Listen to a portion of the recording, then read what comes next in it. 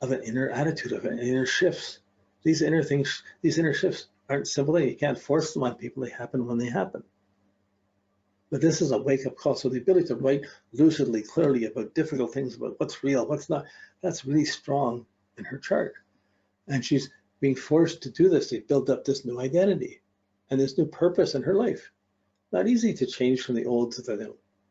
And with the Saturn telling her, with her Saturn opposition coming up, she's getting the ideas, she's seeing it clearly, but it's blocked a little bit until she's finished this process. As she finishes this process, all the progressed sun goes ahead, it moves over to, everything moves forward, Saturn moves forward, and there's a clear point of growth and doing more with astrology and more with what she thinks and relying on her principles and her ideas more than the business associations. So I just wanted to point that out, the progressed sun, how since it was conjunct to Pluto, it had a delay from when it hit see, it actually, it hit the natal one and then it hit so it gives you that amount of time when it comes up to hit the Pluto. If it had been Saturn, it would have hit the progressed one first, and then because Saturn was going retrograde her whole life, but there's these little 1 or 2 degree differences of a planet. And they can move closer into an aspect by the progressions or move further away from an aspect, but even in its own position, it moves this degree or so, and that's a special phase in your life. So you're not supposed to know exactly, oh, this is all the things, but you're seeing the texture. So you have these things set out. So, okay, I think that's we're done. This is just the printout that shows the natal chart. The progressions going around in the next circle and the transits on the outside. But so you can see in the progressions of Sun conjuncting Pluto at 20, you can see the Pluto here in the chart is 18. So you can see it, but you wouldn't think to calculate this. You can skim by it just looking at this chart. When you have it written out in sequences and the exact steps, then you really have it. Now, we've been working very simply because you can also take this Sun conjunct Pluto and you go back to your natal chart and you get the hexagrams for your natal chart and you see the implications of what you're really working through. Then you're really working through deeply. This hexagram is in the I Ching hexagram called youthful folly, keeping still in difficult situations. And you're not supposed to freeze. So she's having to work through how to unfreeze her life and to move on. And in a way, it implies that her spirituality was perhaps a little bit frozen by being with this guy and giving him the energy instead of taking it for herself. So there's a certain amount of intuitive work with a progressed chart, but these steps, you're learning all the time as you go, oh, look, that could happen. Oh, look, what's this? How can this be? Then these things come together. But if you haven't got the natal chart done, you don't understand it. You haven't worked a few hours and worked the transit chart to get a clarity of where someone is in time. Then you see the progression, start to see the exceptions to this, the things working on inside of it. And sometimes something happens with the progressions, and then it happens with the transits, and they're connected like that. But you don't work progressions to transits. You just keep the progressions hit the natal chart, the transits hit the natal chart. It's how it affects you that we're measuring. And this is the texture of your life.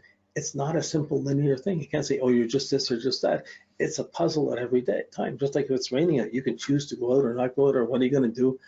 There's choices of what we're going to do. There's options. So, but the progressions give you sort of an inner guideline, how your inner fabric is working through to make sense of things against the backdrop of how the world seems to be working and what you're doing out in the world. So, and you get the general sense of it just by seeing her progressed sun is moving up to the midheaven and is going to be high profile in her life. She's always going to rebound out of difficult relationships and do more career-wise. Or be in a difficult relationship and do more career-wise. Her willpower is moving towards the midheaven.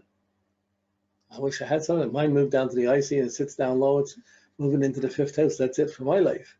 It's not going to get up to be. She'd be much more high-profile astrologer. It can be much more known than I am. It's just a question of turning things around. So we're seeing the puzzle.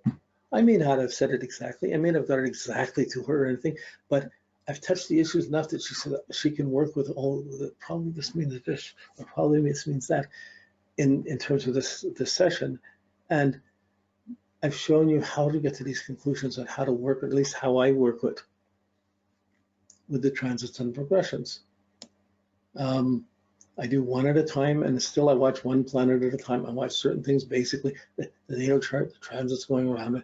Then I watch the progressed sun. Then I look for the new moons and the full moons. Then I see if there's eclipses. I see what phase the moon is in, get the basic attitude for the progressions. Then inside of that phase the moon is in, then I look at what aspects are happening and what's happening with I see if Mercury or Venus went retrograde or direct and when. I look at that cycle, and I put it on top of the sun moving up. And then I'm looking to see any of the other then I do this printer of the progressions for 5-10 years. And in this case, I went back to 20 years because I just saw these things, and it would be good to show you. But you can really see the tension. They do fit to a person's life. They're there. But if you were to say, oh, you got to progress on doing this is going to happen, it doesn't work like that. It's an inner thing that's evolving while you're dealing with the outer circumstances. And it's a certain maturity of life and perspective to be able to do this and integrate this in a person's life. If you're young and you just go in astrology, you're not going to understand this that much. You see it and you say, oh, wow, that's right. But when you try and fathom it or work in so much, you haven't been around long enough so you can see it and more or less project on it and go by the theory and by the structures of what you've done and be talking about it, and you're speculating around it. But as you get older, you see, oh, it's played out like this. Oh, there's playing. Oh, look, it's turning a different way than I expected. Look, you start to see these phases happening. If you do this in another way, everybody starts with the progressions. Everything's conjunct itself. They start moving slowly. But sometimes an aspect gets tighter or less tighter. So if you have a problem, kid, or some difficulty happening with the health of a kid or something like this, there's something affecting that person's life, you can start to see in the progressions, you might see something in the transits, but you're really going to see some of the progressed problems coming up and when an aspect builds up to its most extreme. So you look at the main aspects in the natal chart, okay, you can see the stress and that's there.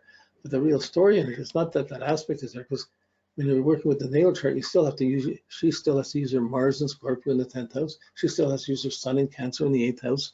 That's her energies. And she has to use both of them as best she can. And as soon as she makes the Sun as best she can and she makes the Mars as best she can, they're still going to have a square between them. There'll still be stress between them. But she's improved the level that it happens on.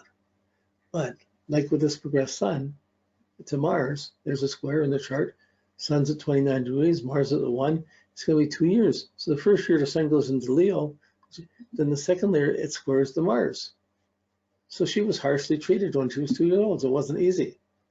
There was a harsh thing going on. And how's the soul figure? You can't relate to the conscious person. It's the soul just coming in, but you can see this pattern.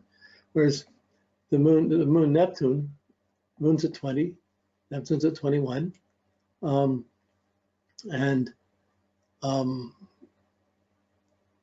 the moon very quickly goes past that. It would be past that in a month, like 1 degree and a 2 degree couple of months would be past that. So there might have been some kind of weakness or confusion or illness at the early life that would have lasted for 2 or 3 months.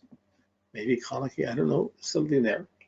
But that Neptune it doesn't have it on here, but if it retrogrades back, it might slowly across a lifetime come back to exactly 20 degrees. So there might be some point in life where it's exactly squaring the sun. Then that Neptune moon will have built up in inner intensity until it hits there. And once it hits there, it's not going to get any more worse than that. It'll start to list off slowly, but it's still there. But it's like you have waves in the ocean, but then there's swells. So these, like you can see things moving around fast, those are the waves, but you see Neptune slowly across a lifetime hitting the moon, getting past it, that's a swell. The ocean, woo, a big wave, and it doesn't have, it's there for a long time. It's there all of life. But it's still evolving in the same process. Same way with the Saturn on the ice, it's retrograde, it's moving back towards it. It moves into or away from aspects, it makes them tighter or loosens them up in the progressions. They're there in your natal chart. The transits are moving around hitting your natal chart. Progressions move around hitting your natal chart, but you're evolving into them or past them. This is kind of a karmic thing with progressions. It's a sensitive issue. It's not something you start to talk to people anyway. It's just something you're aware of and you're watching, gets the background of what they're going through. And from this, you can pull out a piece of information. Someone's told they're sick, they're going to die. Someone's wondering why everything fell apart, why the marriage fell out, why had they go out.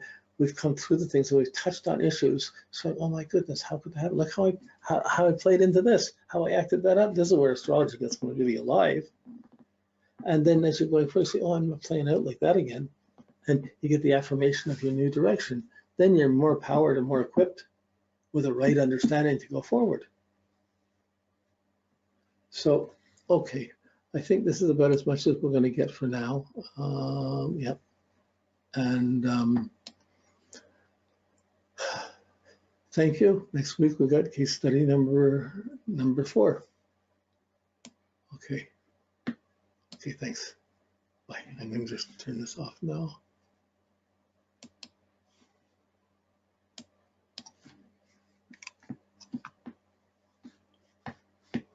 Okay.